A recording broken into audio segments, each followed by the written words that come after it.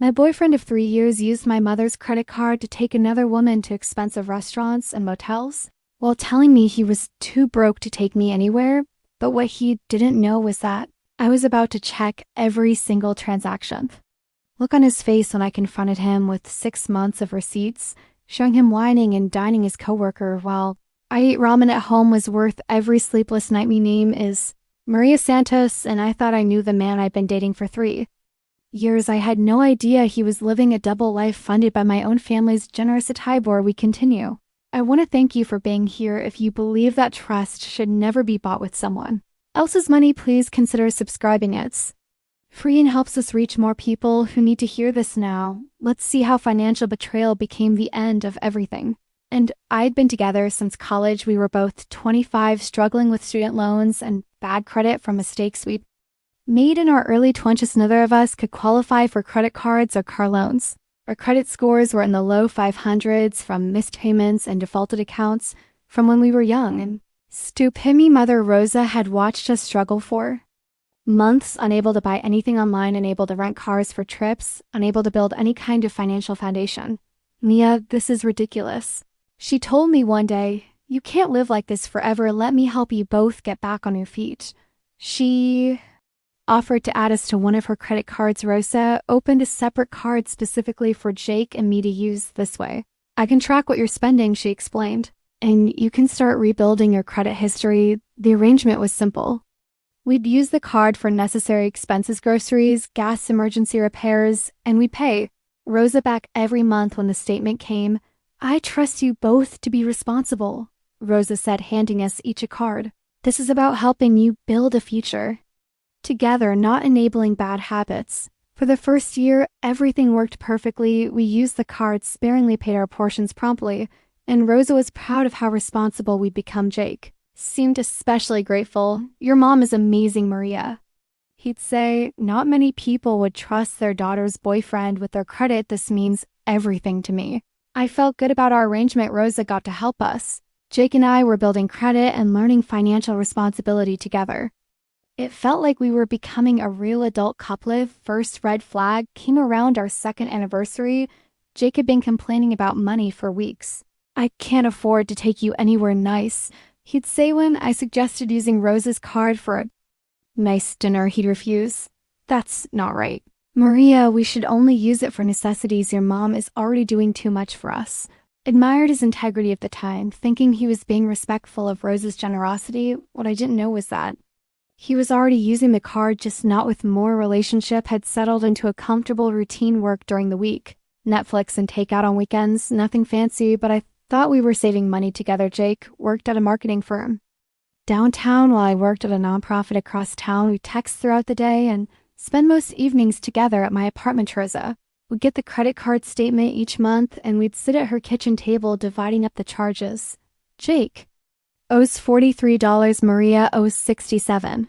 She calculated statements were always reasonable. Gas, groceries, the occasional emergency car repair, nothing that raised any red flags. About our spending habits, Valentine's Day fell on a Tuesday. This year, Jake had been excited about our plans for weeks. I'm going to make this the best Valentine's Day ever, he promised. At night before Valentine's Day, Jake texted me around 4 p.m. Babe, I'm feeling really sick. I think I have food poisoning. From lunch, I might need to go to urgent care. I offered to drive him, but he insisted he was fine. Just need to rest. Probably ate something bad at that new place near work. I'll be better tomorrow for our date. Valentine's Day morning, Jake called, sounding terrible. Maria, I'm so sorry. I'm still really sick. I don't think I can do dinner tonight. Can we postpone until this weekend? I was disappointed but understanding. Of course. Babe, your health comes first. We can celebrate when you're feeling better. I spent Valentine's Day alone watching rom-coms the evening. Jake posted a sweet message on Facebook about how much he loved me and how sorry he was that we couldn't celebrate properly because he was sick. What struck me as odd was that the post had very few likes or comments. Usually our friends engaged with our couple posts, but this one seemed almost invisible. I didn't think much of it at the time, assuming people were busy with their own Valentine's celebrations, but later I realized the post was set to limited visibility through weeks past, and Rosa's credit card statement arrived as usual. We gathered at her kitchen table to divide up the charges like we did every month. This month is higher than usual, Rosa commented, looking at the total, almost $1,500. Did you guys have any big expenses? I looked at my mental tally of purchases, gas, groceries. A new work shirt, maybe $200 total. That seems really high, Mom. Let me check the statement. As I scanned the charges, I saw my usual small purchases, but there were several. Large transactions. I didn't recognize expensive restaurant charges, hotel bookings. Jewelry store purchases. Jake. I called him immediately. Can you come over? We need to. Look at this credit card statement together. There are charges I don't understand. Jake arrived within an hour looking nervous. What's wrong, babe? He asked, but his voice had a strange quality I never heard before. There's almost $1,000 in charges I didn't make, I said, showing him the statement. Expensive restaurants, a hotel booking, a jewelry store. What is this?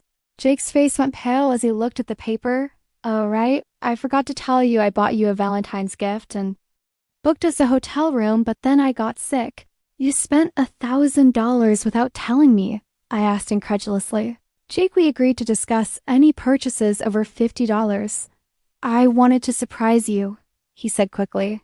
I worked overtime last month and wanted to do something special, but then I got sick and ruined everything. Rosa was listening from the kitchen. Mio, you should have told us about such big purchases. We need to budget for these things. Jake apologized profusely.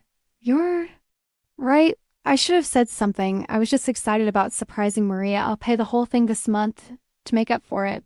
His explanation seemed reasonable, if impulsive. I was touched that he'd wanted to surprise me, even if I wished he'd communicated better. Where's the gift? I asked. And can we still use the hotel reservation? Jake's expression shifted slightly. The gift is at my place. I wanted to wait until you weren't upset about the money. And the hotel booking was for Valentine's Day weekend since I was sick. I thought we could reschedule, but then I realized we should save money instead. It all sounded reasonable, but something nagged at me about the timing and the amounts. Why book such an expensive hotel? Why shop at such an upscale jewelry store over the next few days? I couldn't shake my unease about the charges I kept thinking about. Jake's nervous demeanor and his vague explanations thinly. I decided to call the hotel listed on the statement. Hi, I'm calling about a reservation that was charged to my card on February 14th. I need to verify some details.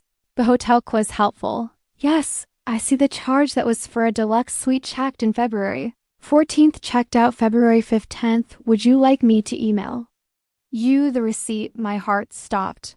Someone actually stayed in the room. I asked. Yes, ma'am, the room was occupied according to our records. Is there a problem with the charge? No problem, thank you. I hung up feeling sick. Jake hadn't booked a room that he couldn't use. He'd booked a room and used it while telling me. He was homesick. I called the jewelry store next. Hi, I'm calling about a purchase made on February 14th. I need to verify what was bought. The salesperson pulled up the transaction. Yes. That was a white gold bracelet with diamonds purchased around 6 p.m. on Valentine's Day. Would you like me to describe it in more detail? 6 p.m. on Valentine's Day, when Jake was supposedly homesick, he was buying expensive jewelry I'd never received. No, that's all I needed, thank you. I sat in my car outside the jewelry store feeling like my world was crashing down. Jake had lied about being sick. He'd used Rose's credit card to fund a Valentine's Day celebration maybe with who I drove to Jake's apartment unannounced, hoping to catch him off guard and demand answers about where he'd really been on Valentine's Day. Jake wasn't home, but his roommate, Kevin, was there. Hey, Maria, Jake's at work. Why do you look upset? I decided to take a chance. Kevin, did Jake seem sick on Valentine's Day? I asked, casually, because he told me he had food poisoning, but I'm starting to think he was lying. Kevin looked uncomfortable. Maria, I don't want to get in the middle of anything, but Jake wasn't here on Valentine's Day. He left Tuesday morning and didn't come back until Wednesday afternoon. My worst fears were confirmed. Jake had lied about being sick. He'd spent Valentine's Day somewhere else with someone else using my mother's credit card to pay for it. He drove home and told Rosa everything: the hotel stay, the jewelry purchase. Jake's lies about being sick, Rosa's face grew darker with each detail. That boy used my credit card to cheat on you. Rosa said, her voice shaking with anger. He took my generosity and threw it in our faces. We decided to examine previous month's statements more carefully if Jake had lied about Valentine's Day. What else had he been hiding? Going back 6 months, we found a pattern of charges. I didn't recognize upscale restaurants, expensive coffee shops, movie theaters, all on days when Jake claimed to be working late. Look at this. Rosa pointed to a charge, February 8th dinner at Shea. Lauren, that's a $150 restaurant. You've never been there. January 23rd spa day at Serenity Springs, I read. That's a couple's package. Jake told me he was visiting his sick grandmother that weekend. Charge after charge painted. A picture of Jake living a secret life funded by Rosa's credit card while keeping me on a tight budget at Hometh. Most painful charges were from places. I begged Jake to take me. Look, Rosa, he took someone to that new rooftop bar I've wanted to try for months. And here's the expensive ice cream place downtown. I continued. He always said it was overpriced when I suggested going, but apparently it's fine for his other girlfriend. Rosa was furious.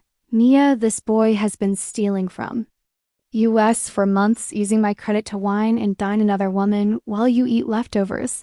We printed out 6 months of statements, highlighting every suspicious charge. The evidence was overwhelming. Jake had been systematically betraying both of you. Called Jake and asked him to come over. We need to talk about the credit card situation. There are more charges. I don't understand. Jake arrived looking confident, probably thinking he'd successfully explained away the Valentine's Day charges. What's up, babe? More questions about my surprise. Actually, yes, I said, spreading the statements across Rosa's dining table. I have questions about a lot of surprises. Apparently, you've been very busy.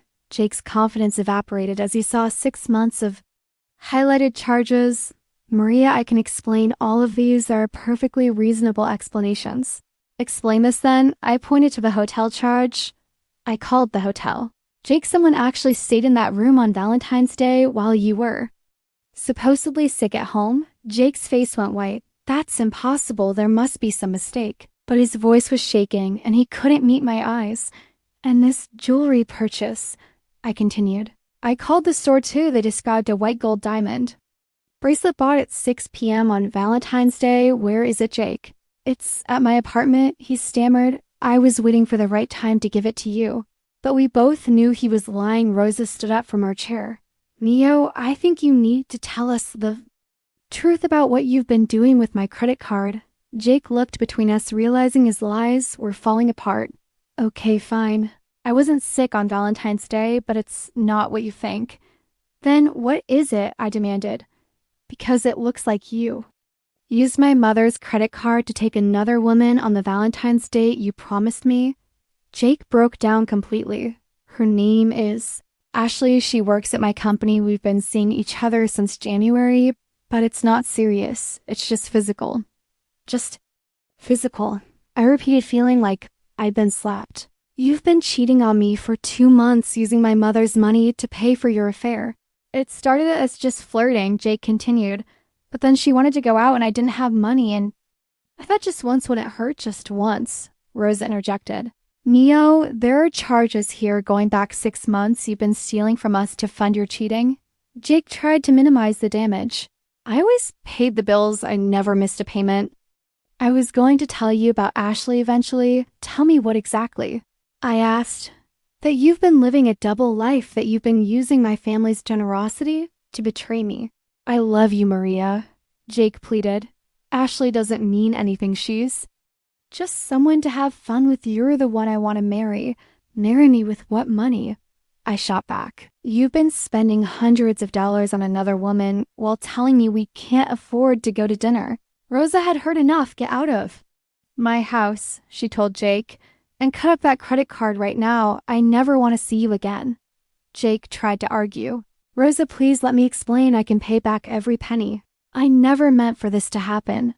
But Rosa was unmovable. You used my trust to hurt my daughter, she said. You made me an accomplice in your betrayal. There's no coming back from that. Jake left that night and I never saw him again. He texted apologies and explanations for weeks, but I blocked his number after the first.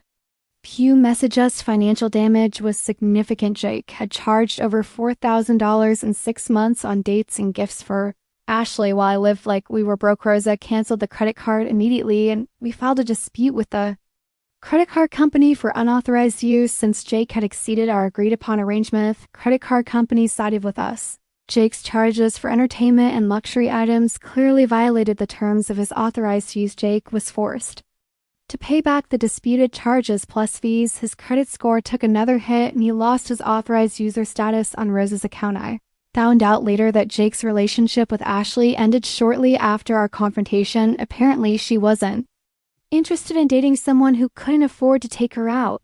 Good, Rosa said when I told her, let him find someone else to steal from to fund his lifestyle. He won't be using our family again. The betrayal hurt more than just romantically. Jake had made Rosa an unwitting accomplice in his cheating, using her generosity against both of us.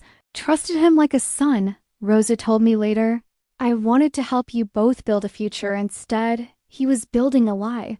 I learned to check credit card statements more carefully and to trust my instincts when something feels wrong. Jake's nervous behavior should have been a bigger red flag. 6 months later, I met David through work, someone who insisted on paying his own way and building his own credit rather than relying on others. I want to earn what I have. David told me on our first date, borrowing money for dates feels like starting a relationship with debt. Rosa was cautious about David at first. Mia, I don't want you to get hurt again. But she warmed up to him when she saw his integrity. David never asked to use Rosa's credit card, never expected her to fund our relationship, and always insisted on contributing equally to our expenses. This is how it should be, Rosa observed. Partners supporting each other, not one person stealing from the other's family. Jake tried to contact me several times over the following year, always claiming he'd changed, that he'd learned from his mistakes, but trust once broken is nearly impossible to rebuild, especially when the betrayal involved family money and systematic deception. I kept the credit card statements not out of spite, but as a reminder that financial betrayal is often the clearest indicator of someone's true character. Rosa eventually got a new credit card and offered to help David and me when we needed it, but we declined, preferring to build our own financial foundation. We appreciate the offer, David told her, but we want to earn our credit in our relationship. Milestones together. Jake's betrayal taught me that generosity should never be taken for granted, and that someone who will steal from your family will steal from youth. Valentine's Day, that started with disappointment, ended up being the day I discovered who Jake really was and what our relationship was actually worth. Rosa often says, Mia, that boy did us a favor by showing his true colors before you married him. Imagine if you found out after the wedding. She's right. Jake's greed and dishonesty saved me from a lifetime of financial betrayal and emotional manipulation. The credit card statements became evidence in small claims court when we sued Jake for the full amount of his unauthorized charges. Your Honor, our lawyer argued, the defendant systematically abused the plaintiff's family's trust to fund an extramarital affair. Jake had to pay back every penny plus court costs and legal fees, his attempt to live a double life on. Rose's credit ended up costing him everything. I learned that financial infidelity is often worse than emotional infidelity because it involves stealing from innocent family members who trusted you. Ashley reached out to me months later. Apparently, Jake had tried the same scheme with her family's credit cards before the relationship ended. He's a pattern dater. She told me he finds women with family money and uses them to fund his lifestyle until he gets caught. Knowing that Jake's betrayal wasn't personal but systematic somehow made it easier to move on. He was a predator, not a boyfriend who made mistakes. Rosa now tells the story to other parents as a warning about enabling adult children's partners. Trust but verify. She says, and always check the statements if this story of financial betrayal and credit card fraud gave you chills. Hit that like button right now. My favorite part was when Jake's face went white as he realized I called the hotel. What was your favorite moment? Drop it in the comments below for more stories of relationship betrayal and family protection. Subscribe and tap the notification bell.